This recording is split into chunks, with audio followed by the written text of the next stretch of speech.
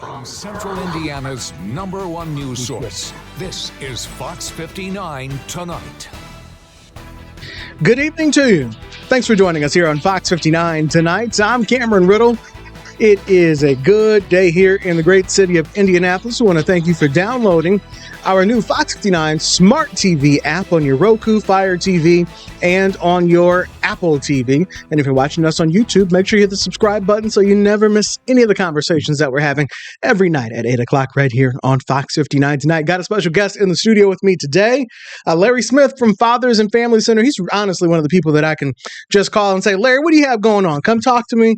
Tell me what's happening in your world of helping people and serving people. And Larry says, hey, I have news. What you got? Well, some great things. First of all, thanks, as always, Cameron, for having me on. I really do appreciate that. The first thing I want to say is that the number of men we serve, which is the reason why we exist, continues to grow, specifically fathers, not just men, but fathers continues to grow. This year, by the end of this year, we will have served more than 600 men, possibly as many as 700, which will be more than we ever have in the history, 32-year history of our organization. So excited about that. Secondly, the funds have also grown as a result of that. So the last time I was here, I could hint at, but I couldn't state directly, that Lilly Corporate Foundation gave us a $3 million grant, which will be truly transformational for us, will allow us to expand programs. Some of it will be used for operations and so on. We have some very strict goals and milestones that we have to meet, as you might imagine, for that kind of money. But we really appreciate Lilly Corporate Foundation for having that confidence in us. Thirdly, we're still working on our move. We're this close to being able to sign our lease, and we're very fortunate to have 4 different suitors for our building, which is up for sale, both the building itself and then the radio tower that we have. And so life is good. And I can talk about the stresses and strains of being in a leadership role, but at the end of the day, as the song says, my good days outweigh my bad days, so I won't complain. Well, then in that case, it is a day to celebrate. Thank God for people like Lilly and the Lilly Foundation, because as you and I have talked, in this day and age, in this political landscape, it is harder and harder to get grants. It's harder. There's literal laws, and there's government telling you and telling places where they can and can't spend their money, and what philanthropic things don't deserve funding under these circumstances. And so every group that I talk to, I don't care, from Habitat, from Humanity to Cradle Indy, no matter who sits in that chair, talks about how hard it is these days, harder than ever, to get grants and support for the things that they're doing. Is that a statement that still rings true in your world? It is absolutely still true. It's funny you mentioned those 2 organizations, because we're partnering with both. So Habitat for Humanity, we have a construction training program, as I mentioned last time, located at Eastern Star Church, where Jesus is exalted and the word is explained, my church, on East 30th Street. And the men who are in that program have been working with Habitat for Humanity. And then Cradle Indy is one of our partners. We're trying to get dads more involved to reduce infant and maternal mortality. And Cradle Indy obviously is part of that. Dr. Levi Funches, who's a neonatologist with Riley and IU Health, is on our board of directors, and he works closely in that arena as well. But funding, yes, will continue to be a challenge. I was on a panel at the United Way a few weeks ago, and one of the things I mentioned is that people don't really understand. The average person doesn't understand. If you take all 1.6, 1.7 million nonprofit 501c3 organizations in this country and put our revenues together, it's about $2 trillion. That's trillion with a T. Well, the government accounts for 1.5 trillion. Philanthropy, you and me, Lilly Endowment, Gates Foundation, account for about 500 billion total, half a trillion. But the vast majority comes from the government. You cannot replace that with philanthropy. And so now there's always been competition among nonprofit organizations for time, talent, and treasure. But at this point, it's really difficult. You know, when I had Cradle Indy in here, because you talked about getting the fathers involved. As you know, I now have I guess we're going on 11 month-old, yeah, because we're knocking on August, so Mhm. I have an 11-month-old. Wow. And we talked about the same way you and I did. Um, for parents, regardless, you know, you get out of the hospital. There's really no manual. It's just okay. Thanks for being here at the hospital a couple of days. They help you make Right. sure you know how to put the car seat in, and they say good luck to you. Not a lot of resources out there for moms or dads, and so I'm glad to hear that dads are included in this equation, Mhm. um, because as we've talked about, the dad is often left out of the equation, even when they want to be Mhm. part of the um, a part of it. Oh, absolutely. And to that point, on Saturday, August 23rd, we're going to be hosting a program called Dad's to Doulas. Doulas, for those who are not aware, as I wasn't until very recently, are people who we would call them midwives if we were in another context. But these are mostly women, but to a growing degree, men who assist mothers in giving birth. And so there's an organization called Dads to Doulas. It's based in St. Louis, although they've expanded out and they're going to be coming here to Indianapolis. That again are trying to bring fathers, in particular Black fathers, but certainly all fathers, into this mix more to reduce child and maternal mortality. So come on out. We're at 2835 North Illinois, Saturday, August 23rd. I believe that we're going to be starting at 9 a.m. But we're really trying to help dads understand that they have a crucial role in saving the life of either the woman who they love or the child who they will love when they come into the world. So, what else you got going on at Fathers and Family Center? One of the things that you and I were supposed to, we still got to get together on, is some of the training opportunities that you guys have. What is new in the portfolio? So we have expanded our couples counseling, if you will. So, as a part of our Strong Fathers program, we talk about 4 Ps. We want to help the men to become a better person, a better parent, a better partner, a better provider. So, a better person means co parenting, whether you're still in a romantic relationship with your children's mother or not. And so, what we found is that we needed to expand that because there was this great hunger among the men we serve, as well as their partner or former partner. Because, you know, as my grandmother said, no child ever asked to come here. And Mhm. so we've created this little human being, and we have to figure out a way to communicate, to collaborate, to coordinate without arguing and trying to kill each other. And so Mhm. we've expanded that. So excited about that. Also, our what we call our Out and Up program, which is where we work with penal institutions. We work with men who are 90 days or fewer from being released. We help them reintegrate back into society, the workforce, and most importantly, their families. And so I've been meeting. We're right now in Pendleton and with Marion County Community Corrections, but we're looking to expand that as well. And so very very excited about that. Um, on the job training, of course, is also something that Fathers and Family Center helps connect people with throughout the year. What's new there? So we don't have anything new in terms of our partnerships, but we're expanding. And so, in particular, I mentioned the construction training program. We currently have our largest class to date, about 15 men in that, and we're going to hopefully that will continue to grow. As you are, anyone who's been near downtown knows there's a lot of construction going on downtown, but then also around the city as well. And so going through the program, you will be certified. There are 2 industry standards that we have: OSHA 10 and NCCER, which are industry standard certifications. And so we probably in the future will expand beyond that. We've talked about some different possibilities, nothing yet, but all the skilled trades: forklift driving, CDL, apartment maintenance, construction, HVAC. We work with the unions, the electricians union, the painters union. So we do all that. That was your voice on a video that I just clicked. Um, now, if folks are just now hearing Mhm. of these opportunities, one, how do they get in contact so they can figure out where they belong in all this? So we highly encourage you to come directly to our building at 2835 North Illinois.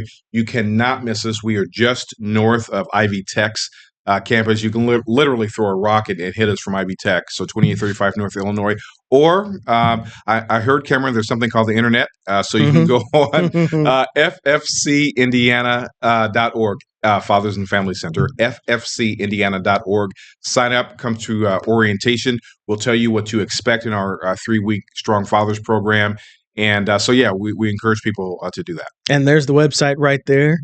For anybody who is interested. I see you guys are doing some upgrades on the website. So yes, look at you. We're working with a company called Precise Take Media. Aaron Chandler, who is just, he is just awesome. Great person, but runs a great company. Highly recommend them, Precise Take Media. And yes, I'm glad you noticed. Yes, we're upgrading the website.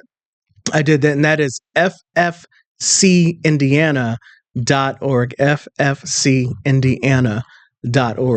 What kind of in this new world of administration, you work with cities and municipalities and the state and whatnot. Mm-hmm. What is this new? I start at the State House. This new round of State House folks. Are they being supportive of what you are trying to do? I don't have evidence that is occurring at this point. I'm hopeful that we can really communicate to the folks who run the great state of Indiana. Mm-hmm. Fatherhood and in helping them to become better fathers is not a partisan issue. It is not a racial issue. Mm-hmm. It defies all demographics and categories. Fathers are struggling, and that's regardless of whether they're inside the home or outside the home. One thing that we're trying to help our lawmakers understand is that, 3/4 of all African-American children are born out of wedlock. That is a fact, and that is something that I'm desperately hopeful that we can address and correct over time. However, we should not conflate that with a father not being involved. The CDC and other research has shown that African-American fathers, whether married or divorced, whether in the home or not, are the most involved fathers. We know all the negative stereotypes, et cetera, and yes, there are plenty of fathers, African-American and others, who are not involved in the lives of their children. So I'm simply saying... No, go ahead. Yeah, no, so I'm simply saying that we're the most involved, and so we need to promote that. But trying to figure out their thinking on... Because usually they're caught up on the name. If you were the Black Fathers and Family Center, you're automatically out, but you're not. You are Fathers and Family Center. Yeah. So what is it about what you do? Is it because they know is it because the demographics of what you said that's who you naturally end up serving, or what's the disconnect? So I have had a couple of conversations with folks who are in the Braun administration, and they've said to me very directly that this is not related to DEI. In fact, we've never had anything about DEI, African American, et cetera, in our mission statement, on the website, anything of that nature. Now, the reality is the majority of men we served are African American, but we take all comers. And since I've been there, I can't believe, Cameron, it'll be 3 years next month that I've been there. The demographics, racially, ethnically, have changed. However, at the end of the day, all fathers need assistance. Need help, need resources. And when that does not happen, the family suffers, again, whether inside or outside the home. On the positive side, what happens when fathers are taken care of and are supportive and have a good relationship with their children? The children do better in school. They're less likely to use drugs. They're less likely to be in gangs. They have higher self-esteem, on and on and on. So there are all these ancillary benefits that happen. And specifically when it comes to programs like ours, not only do the fathers earn more money when they go through the program, but the children do as well. So what is it that they're saying that this isn't something we want to support right now, or this something we want to focus on? The budget is tight. The budget is tight. Is what we hear. There's a saying, penny wise and pound foolish. At the end of the day, we're going to spend this money one way or another. I mean, take homelessness as an issue. So when people are unhoused, we actually spend more money on social services than it would cost if people were in homes. When it comes to healthcare, for example, we know when people lack access to adequate and timely healthcare, what do? They will use the emergency room as their primary care physician, and that's going to increase costs. And so all I'm simply saying is, if we really want to increase our job roles, if we want to reduce crime, if we want to reduce recidivism, our recidivism rate is in the single digits. The fathers we work with who have a background in the legal system, then fund organizations like ours, and the outcomes will be better. In a second, I want to talk about the teen violence and everything that they're doing, and how it's all connected, and the role that parents play and fathers play. I want to get your take on that in a second, but I guess I'm stuck on the politics, because everything that they that they do, I'm hearing the same thing from a number of people. Is like, hey, what we do ultimately benefits what you say you're trying to do. But again, if we're going to be a state where all life matters, and there's it's very, very, very hard to get an abortion if you need one. So we're putting these babies here, and an organization like yours is that baby needs a parent, and not every parent is equipped to be a parent. Unfortunately, we know that. And so it makes you ponder on an organization like yours. Like, if you got fathers in the home, then you got parents, and you got parents, they're going to take care of the kids. Absolutely. And I, as you know, I'm a Christian. I identify as pro-life, and what I try to help my pro-life friends understand is this is well beyond abortion, right? So life, I believe, begins at conception.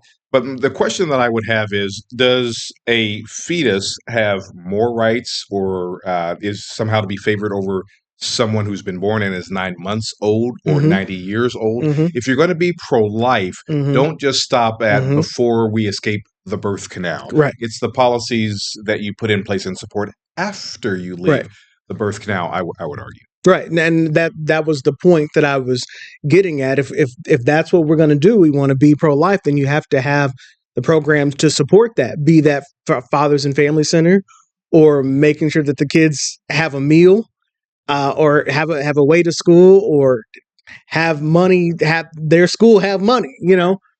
If you're going to, it's we just can't put people here and then.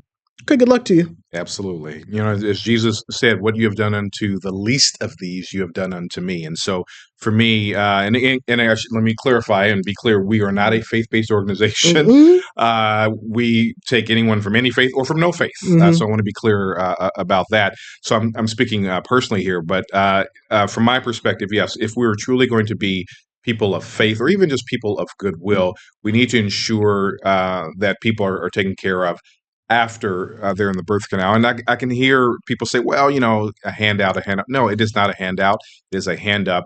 And also, Alexis de Tocqueville, Frenchman, wrote Democracy in America just about 200 years ago now. And he talked about this concept of self-interest properly defined. And what he basically says is, if you're helping others, depending on the context, you are helping yourself. And so if we want to help ourselves as a society, even if we take the religious aspect out, we need to help other people. That's one of the things that I hope people understand about Fathers and Family Center.